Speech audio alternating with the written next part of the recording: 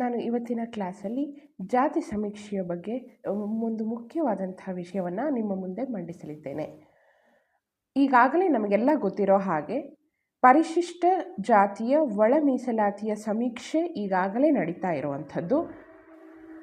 ಅಧ್ಯಕ್ಷತೆಯನ್ನು ನ್ಯಾಯಮೂರ್ತಿ ನಾಗಮೋಹನ್ ದಾಸ್ರವರ ಅಧ್ಯಕ್ಷತೆಯಲ್ಲಿ ನಡೀತಾ ಇರುವಂಥದ್ದು.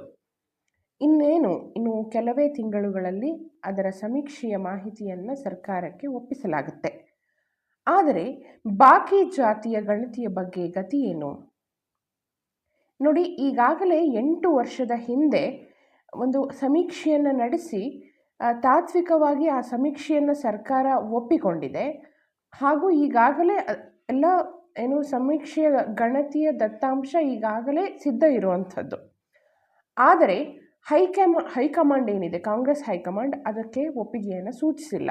ಈಗಾಗಲೇ ಅದು 8-10 ವರ್ಷಗಳ ಹಿಂದಿನ ಸಮೀಕ್ಷೆ ಮಾಹಿತಿಯಾಗಿರೋದ್ರಿಂದ ಅದರಲ್ಲಿ ಹಲವಾರು ಗೊಂದಲಗಳು ಇರೋದ್ರಿಂದ ಮತ್ತು ಅದು ತುಂಬ ಹಳೆಯದಾಗಿರೋದ್ರಿಂದ ಈ ಕೂಡಲೇ ನೀವು ಮತ್ತೊಮ್ಮೆ ಜಾತಿಗಣತಿಯನ್ನು ಮಾಡಬೇಕು ಅಂತ ಸೂಚಿಸಿದೆ ಸರ್ಕಾರಕ್ಕೆ.